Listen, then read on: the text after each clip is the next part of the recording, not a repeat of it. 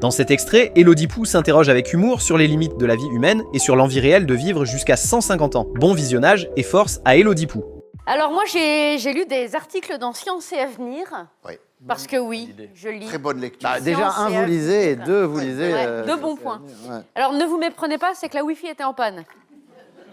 Ma fille dormait, puis mon mari était dans son bureau. Vous savez, le petit bureau des maris, c'est celui avec un trône et du papier toilette. Il travaille énormément. Bref, j'étais démunie comme un pédocriminel dans un EHPAD. Oh. Alors je me suis dit, lisons Science et Avenir. Alors l'article de la semaine, c'était « Notre existence est-elle biologiquement limitée ou peut-elle s'accroître indéfiniment ?» Sous-entendu, jusqu'à quel âge un être humain peut vivre grâce à la science? Et pour vulgariser, c'est quand c'est-il qu'on va crever? Alors moi, je pense que ça peut intéresser tous les adolescents qui regardent la revue de presse. Pourra-t-on battre le record mondial qui est français avec Jeanne Calment, qui est morte en 97 à l'âge de 122 ans, quand même, soit 1 an de plus que Bernard. C'est horrible parce que c'est complètement gratuit. Oui. Il disait rien, il était à fait. tranquille, c'est Il complètement s'était gratuit. endormi. C'est pour le maintenir éveillé. En plus, c'est pas vrai, il a pas 121 Non, ans, c'est pas vrai. il a 110. Ça n'a rien à voir. C'était une balle perdue, comme dit mon oncle à ma tante, lorsqu'il est vaillant hors du jour de coït. Alors, selon l'INED, c'est un pote à moi marocain, les centenaires pourraient être 7 fois plus nombreux en 2060, ce qui va faire du monde dans les magasins le samedi matin à l'ouverture. Mais selon une étude russe, si tant est que les Russes soient concernés par le fait de rester en vie en ce moment, notre point de non-retour en tant qu'être humain est situé autour des 120 ans. Après ça, le soufflet retombe, comme disait ma tante à mon oncle, après les 4 minutes réglementaires. Alors moi, j'ai trouvé l'article très intéressant, mais quand même, il y a une question qui n'a pas du tout été posée, c'est qui a envie de vivre jusqu'à 150 ans? Moi, je crois qu'il n'y a que les moins de 20 ans qui veulent vivre jusqu'à 150 ans. Je sais pas vous, mais moi, je trouve que plus tu vieillis, plus tu te dis... Oh, pas grand intérêt. En tout cas, pas d'intérêt assez important que pour te dire, allez, ok, j'entends que dalle, je vois plus rien, mes amis sont morts. La seule chaleur que je ressens, c'est quand je fais pipi dans la popoche. Mais bon, ça vaut quand même le coup. Non.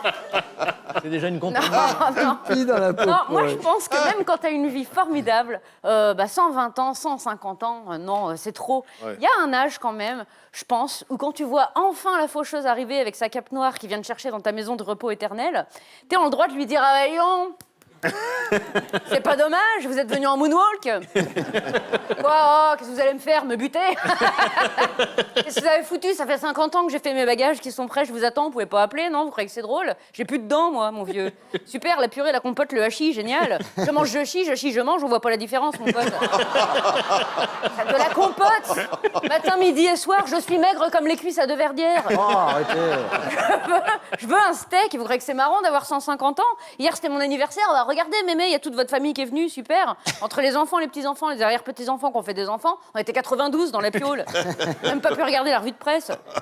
Puis ils viennent pas par plaisir, à un moment, ils attendent qu'on finisse par crever. Je les entends, je les vois, ils sont là, ça va, mémé? Vous êtes sûr? Vous voulez pas un petit thé italien avec de la morora?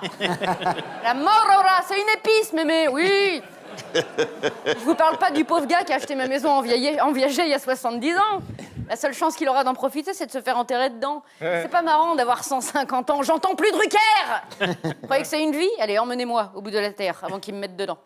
Quel intérêt de vivre aussi longtemps? En plus, t'as que des références qui existent plus au bout d'un moment. T'es en décalage avec la vie en permanence. Tu peux traîner avec des gens de ton âge, mais ils t'entendent pas. Enfin, les gens plus jeunes, ils t'invitent plus. Ils savent que tu vas créer le malaise. Tu vas arriver en faisant hey, prospère et hop la boum. Comment ça va la marmaille? On a la jactance qui s'entifle en loose day. What? À de mon temps, la gamberge, c'était quand même autre chose que votre Facebook, votre Instaflamme et votre toc-toc. Les femmes, elles avaient des nichons, puis les PD, on les faisait cramer. Oh là, oh. Alerte malaise. On les invite plus. Et moi, quelle blague je ferais à la revue de presse à 150 ans, et donc 150 balais, c'est mieux pour faire le ménage. Je ferais que des chroniques qui disent que c'était mieux avant, parce que j'ai eu le temps de transformer mes souvenirs pour regarder que le meilleur en éliminant le pire. Je serais triste, nostalgique d'un monde qui a même pas existé. Les jeunes me trouveront naze, les vieux me trouveront vieille. Alors non, j'ai pas envie de vivre jusqu'à 150 ans. Enfin si, il y a un truc qui est cool si j'arrive à vivre jusqu'à 150 ans, c'est que j'aurai le temps de profiter de ma retraite pendant au moins 6 mois.